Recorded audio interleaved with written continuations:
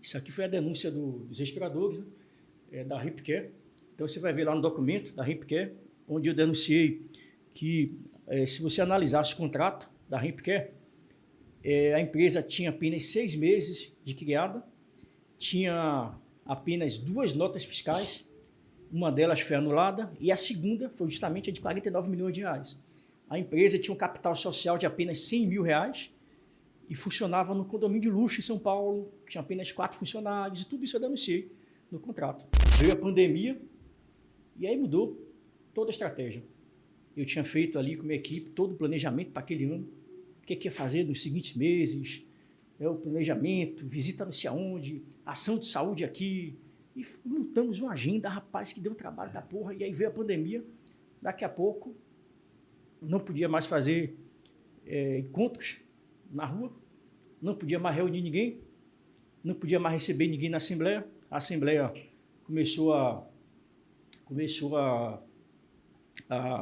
diminuir a frequência das visitas das pessoas na Assembleia, até que a Assembleia fechou. Ficou 1 ano e meio fechada, travada a Assembleia. Primeiro, limitou a quantidade de pessoas para entrar na Assembleia, só que aí todo mundo começou a ter Covid dentro da Assembleia, até que realmente só liberou deputados. Não podia mais entrar civis na Assembleia, só que também deputado começou a ficar de Covid, aí fechou a Assembleia.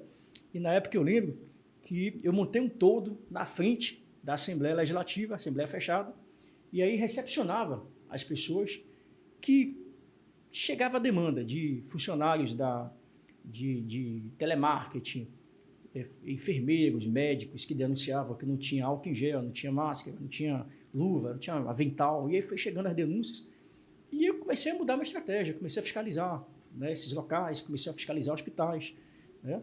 Inclusive, desse dia, aqui em Lauro de Freitas, o hospital Riverside, que foi acusado de invasão. Eu lembro. O hospital Riverside, 5 viaturas da Rondesp, helicóptero do Graé. Parecia um terrorista que tinha chegado no hospital. E a gente ganhou muita visibilidade com essa ação. Obviamente, não foi uma ação pirotécnica, havia ali um planejamento, havia uma lógica de como fazer aquilo, houve denúncias. Tanto que eu denunciei depois que o hospital recebeu 6 milhões de reais para receber 100 pacientes, e não havia pacientes no hospital. Até hoje, você passa aqui pelo Riverside, você vê ele fechado. Ele só andava em obra, nunca funcionou.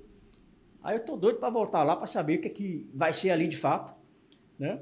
E aí, denúncia dos respiradores, foi um negócio que eu não imaginava que ia ter essa repercussão. E deu em quê? Deu em nada. A música, né, vai... Terminou que eu aticei todo o sistema, denunciei contratos de mais de 264 milhões de reais, um de 150 eu anulei esse contrato, envolvendo a Ocean 26, o contrato de 49 milhões com a Ripcare. Se você digitar no Google aí, bote aí Capitão Alden, denúncia TCE respiradores. Acho que vai ser o primeiro ou segundo documento. Você vai entrar nesse documento de 2020, 5 de maio de 2020, nem a pandemia havia sido declarada ainda, era uma epidemia, depois virou pandemia. E aí, nesse dia, quando eu já estava ouvindo os jornais do mundo todo, a Covid avançando nos países e tal, falei, rapaz, esse negócio vai engrossar. E aí eu fiz o primeiro discurso na Alba, cobrando do governo do Estado medidas para, inclusive, o Carnaval, que não foi suspenso, que não foi cancelado, e vários policiais iriam trabalhar no Carnaval. Aí, o que foi que eu fiz? Eu montei um kit, comprei litros e litros de álcool em São Paulo. Eu lembro. E aí nós distribuímos o kit com álcool, com protetor solar, um material informativo, como você evitar contágio, né? Enfim, e a gente foi entregando para a tropa, fui para o presídio, entregar para os policiais do BG, que trabalhavam ali em escalas, uma em cima da outra, e um monte de preso ali amontoado. Agora, um detalhe interessante, que depois nós mandamos um ofício para a SEAP e nós solicitamos informações de quantos presos haviam morrido de Covid. E aí? 5. E olha que a unidade prisional, com mais de 8 mil internos em toda a Bahia, apenas 5 morreram de Covid. Isso foi a SEAP que respondeu em ofício. E por que isso? porque todos do presídio utilizavam o quê? Ivermectina. Que era para piolho, que era para não sei o quê e tal. Então, aí isso mostra realmente algumas estratégias que foram adotadas a despeito daquilo que as pessoas acreditam ou não. Havia ali um elemento de prova muito contundente. Vários presos juntos, amontoados, não tinha água, não tinha álcool, não tinha porra nenhuma, todo mundo junto. E somente 5 presos morreram porque faziam tratamento contínuo com ivermectina. E da minha equipe do gabinete, apenas 2 ou 3 pegaram o Covid. Os demais todos que viajavam comigo, acompanhavam nas campanhas, nas carreatas, né? Ninguém pegou Covid, só 2 ou 3.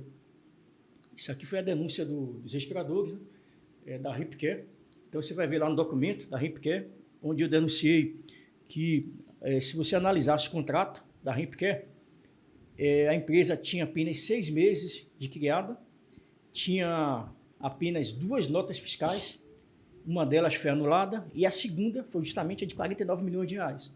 A empresa tinha um capital social de apenas 100 mil reais, e funcionava no condomínio de luxo em São Paulo, tinha apenas 4 funcionários, e tudo isso eu denunciei no contrato. A gente consultou o CNPJ, várias empresas de manutenção de respiradores que foram contratadas pelo Estado sem licitação. Eu fui nos endereços aqui em Lauro de Freitas. Quando chegava lá no endereço, cada empresa não existia, o funcionário dizia, não tem não, o porteiro. Então a gente fez esse trabalho de fiscalização, modificando toda uma estratégia, e isso tudo fez com que a gente incomodasse muito o governo do Estado. Por conta disso, uma fala que eu fiz na rede social, terminei sendo suspenso, mas não pelo que eu disse naquela fala, né? Mas por todo esse prejuízo que eu dei ao Estado, por todo esse enfrentamento que eu fiz. Então buscaram uma forma de você dizer, olha, vamos pegar esse cara aqui, senão ele vai afundar.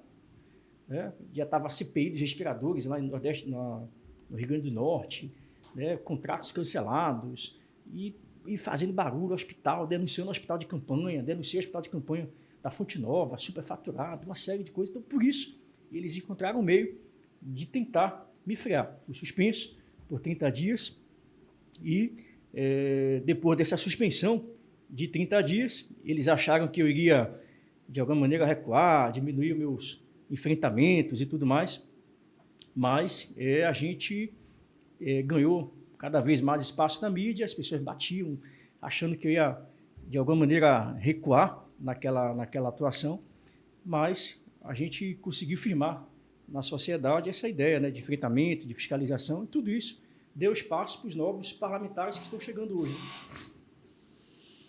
É muita coisa, viu?